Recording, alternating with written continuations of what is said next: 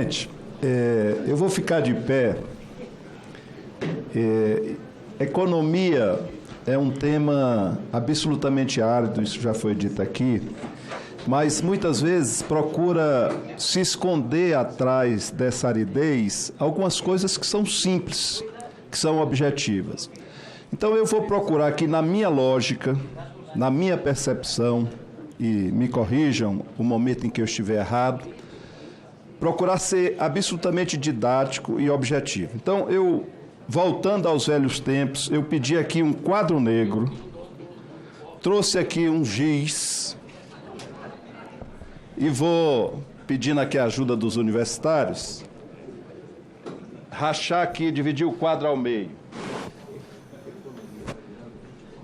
Economia com projeção, cada um faz a que deseja, o mercado faz a que deseja. Eu vou falar de coisas que são inquestionáveis, eu vou falar do passado, e o passado o mais recente possível. Vou falar de 2022. 2022. A inflação no Brasil,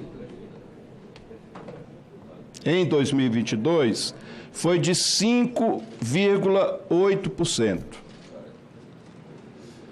A nossa taxa de juro terminou o ano com 13,75%.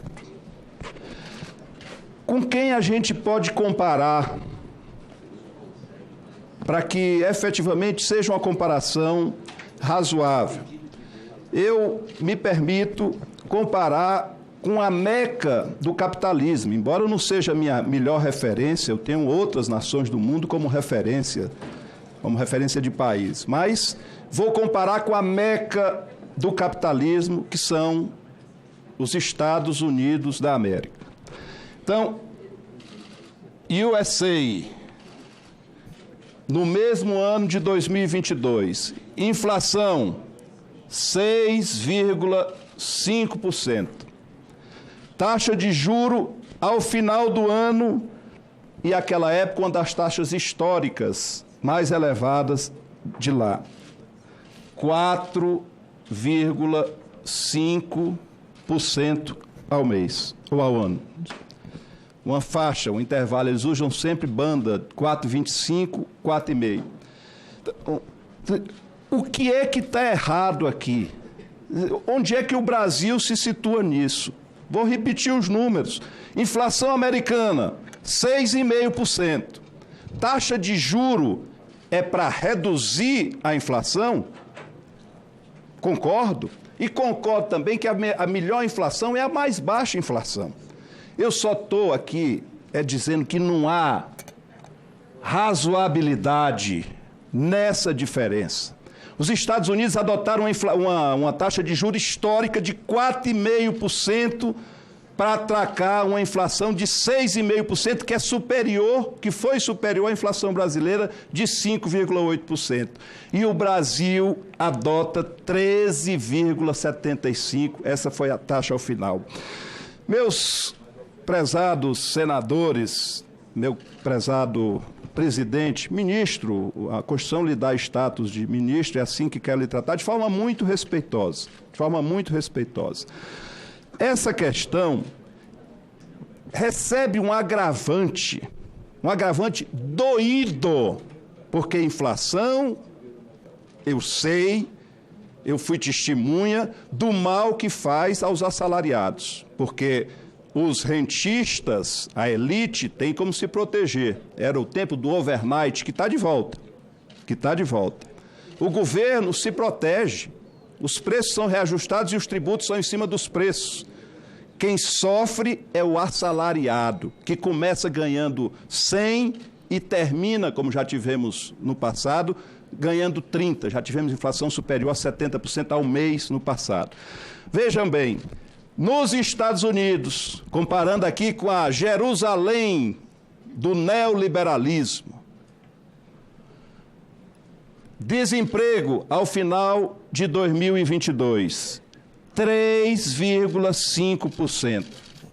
Desemprego no Brasil ao final de 2022, 9,3%. Quer dizer, o Brasil tem 3 vezes mais desempregados ao final de 2022, praticamente, arredondando os números, do que os Estados Unidos, que praticam 4,5% de taxa de juro, e o Brasil pratica 13,75%. Sabe onde é que vai incidir esses 13,75%? Na nossa dívida, na dívida do governo federal, que ao março, posso trazer esse dado para março desse ano, 7,3 trilhões de reais.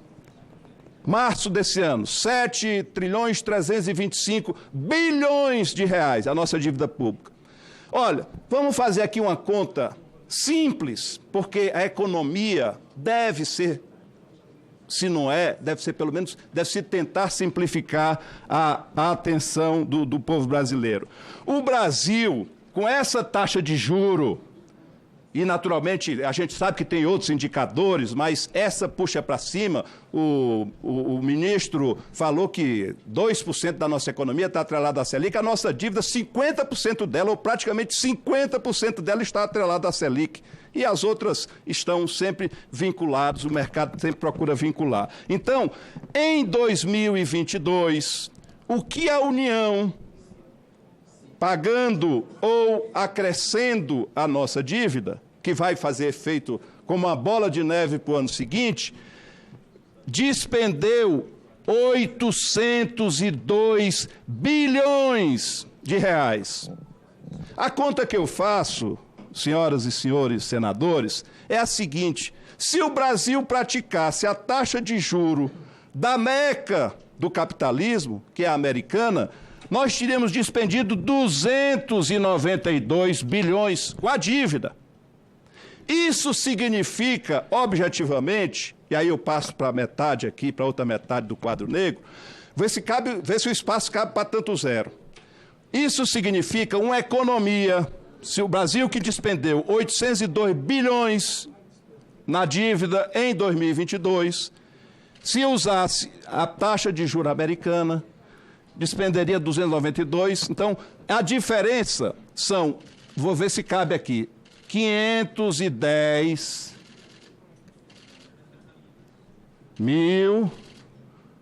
milhões, bilhões.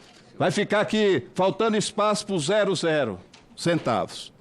510 bilhões de reais seria o que o Brasil teria economizado em 2022 se praticasse a taxa de juro da meca do capitalismo, dos Estados Unidos. O que é que significa 510 bilhões? Aliás, primeiro eu vou perguntar, para onde vai esse dinheiro? Quem passou a ser beneficiário no ano passado de 510 bilhões de reais? Não, quem é beneficiário? Para onde esse dinheiro vai na contabilidade? Esse dinheiro vai cair, no final das contas, na conta de quem? Vai cair na conta do tal rentista, que subiu, cresceu 5 milhões na apresentação aqui do ministro. 5 milhões de pessoas físicas hoje estão ou são beneficiários do rentismo. 5 milhões de pessoas. Vamos lembrar que o Brasil tem 220 milhões de brasileiros. 8,7 significa 80 milhões de brasileiros, significa 8 milhões de brasileiros desempregados. Desempregados, chegando em casa e não tendo o que dar de comida aos seus filhos. Eu não quero aqui ser dramático, mas essa é a realidade que tem que ser enfrentada. Então, isso aqui é o governo fazendo o papel de Robin Hood às inversas. O Robin Hood tirava dos ricos para distribuir entre os pobres. O governo brasileiro, leia-se Banco Central, tira dos pobres, tira do orçamento da União 510 bilhões de reais para concentrar na mão de ricos. O que é que se podia fazer com isso para que as pessoas possam entender o que é que isso significa? Eu tomei aqui a liberdade, presidente, com a sua generosa aquiescência, de citar, e vou fazer isso rapidamente, alguns itens que são da compreensão do povo brasileiro. Bolsa Família. Bolsa Família. A previsão para esse ano é de se despender 176 bilhões de reais, com todo o programa Bolsa Família. Isso quer dizer que 510 bilhões, se fossem economizados a uma taxa de juro menor, razoável, compatível com a americana, isso daria para triplicar o valor do Bolsa Família. Triplicar. As famílias brasileiras que são hoje beneficiárias poderiam estar ganhando, ao invés de 700, em média, 750, poderiam estar ganhando R$ 2.100. Todos eles. Bolsa Família, triplicar o valor. Daria para fazer. Daria para fazer, senhor presidente, se a gente entende que há um déficit habitacional enorme no nosso país, daria para fazer com esse valor, a um custo de 140 mil a unidade habitacional, 3,6 milhões de habitações populares. Por ano. Por ano! Isso zeraria o déficit. Me ajudem aqui, acho que o déficit brasileiro não chega a 6 milhões, salvo engano, de habitações. Em 2 anos de economia, resolveria-se o déficit habitacional, ou seja, todos os brasileiros teriam uma casa decente, digna para morar. Vamos à frente. Educação. Eu fiz aqui um cálculo, uma sala de aula custa 140 mil reais, 130 mil reais. Uma escola de 10 salas, estou fazendo aqui um cálculo, custa 3,8 milhões de reais. Então, daria para se fazer 134 mil escolas. 134 mil escolas por ano. Isso universalizaria em 3 anos, quero crer, a possibilidade, a infraestrutura necessária para que a gente tivesse todas as matrículas, coisa que o Sobral vai fazer ao final do ano que vem, em tempo integral. Todas as matrículas em tempo integral, que seria uma solução para melhorar a educação e seria uma solução para diminuir a violência. Vou concluir com mais alguns 2 dados, presidente, com a sua paciência. Estradas. Está previsto para esse ano, que é equivalente a 4 anos do Bolsonaro, 18,7 bilhões. Daria para multiplicar isso por 27 vezes.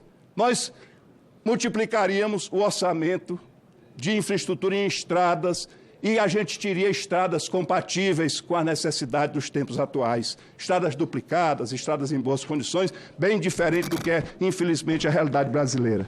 E veja bem, senhoras e senhores senadores, eu tive um cuidado de perguntar o seguinte: quanto custaria aos cofres públicos, porque a gente sabe que o salário mínimo é pago ao trabalhador CLT pela iniciativa privada, mas beneficiário de previdência, beneficiário de programas do governo, recebem salário mínimo. Portanto, a grande dificuldade em se aumentar. Se aumentar em 10% o salário mínimo, os impactos para o governo seriam da ordem de 28 bilhões de reais. Numa conta simples, como deve ser simples as coisas, ou pelo menos nós, pessoas públicas, devemos nos esforçar para trazer isso ao conhecimento, à compreensão das pessoas, daria para elevar o salário mínimo em 180%. Praticamente triplicar o salário mínimo. Nós poderíamos ter aqui um salário mínimo de R$ 4.000 com esse valor aqui, que está hoje indo engordar o bolso de quem já tem. Veja bem, eu não sou radical, eu não sou comunista, eu não sou socialista, eu sou social-democrata. Eu acredito na força e na fundamental importância da iniciativa privada.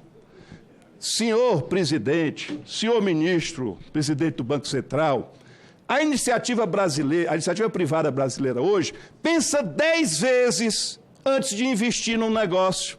O melhor negócio no Brasil hoje é vender o seu negócio e botar o dinheiro na aplicação financeira. Não vai ter uma preocupação, não vai ter licença ambiental, não vai ter delegacia do trabalho, não vai ter município, Estado, União, Receita Federal importunando. Venda o seu negócio, bote o dinheiro no mercado financeiro e dessa forma você vai estar bem da vida. É o que boa parte eu tenho assistido das empresas do meu Estado, dos empresários do meu Estado estão fazendo. Isso não pode. Juro alto, presidente, além de comprometer as finanças públicas, juro alto compromete a disposição da iniciativa privada de investir. E isso é que gera inflação de oferta. Inflação de oferta é gerada por isso. O que é que justifica a deflação? Mais o argumento para que a nossa inflação não é de demanda. O que é que justifica a deflação de julho, de agosto, de setembro? Que salto é esse?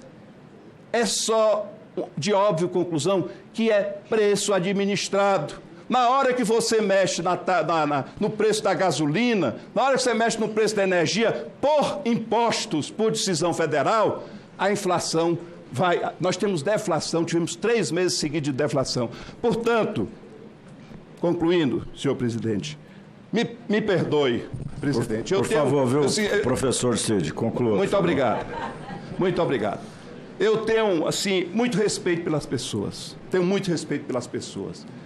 E acho que é minha obrigação, aliás, é do regimento dessa casa. Mas, olha, o Brasil está ficando numa situação em que o seguinte, você vê aqui pessoas que eram simpatizantes do governo Bolsonaro elogiando Vossa Excelência. Pessoas que são eleitores ou foram eleitores ou desejaram uma mudança no Brasil, criticam a sua posição. Então, a política, por mais que o senhor não deseje, está presente nessas questões. O senhor fez manifestações públicas em defesa do presidente Bolsonaro, vestindo camisinha amarela. E mais, declaração pública, notória. Olha, o Banco Central é impressionante e eu não acredito em coincidência. O Banco Central, as pessoas vêm do mercado financeiro e voltam para o mercado financeiro. De maneira... Senhor presidente, com todo respeito, me perdoe, mas nessa hora eu queria lhe fazer uma sugestão. Pegue o seu bonezinho e peça para sair, por favor. Obrigado. Obrigado. Com a palavra, senador Omar Aziz, em seguida, senadora Margarete Busetti. Eu queria convidar aqui o vice-presidente dessa comissão para assumir aqui a presidência. Senhor presidente. Senador Ângelo Coronel.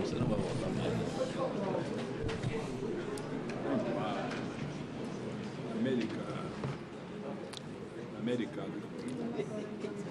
Você passou ele. Passei.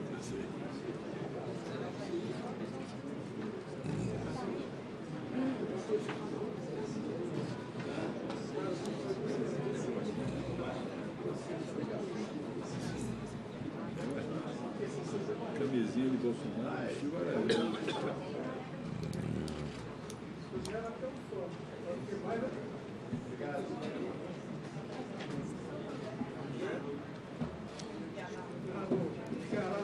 Passa a palavra para o senador Omar Aziz. Senador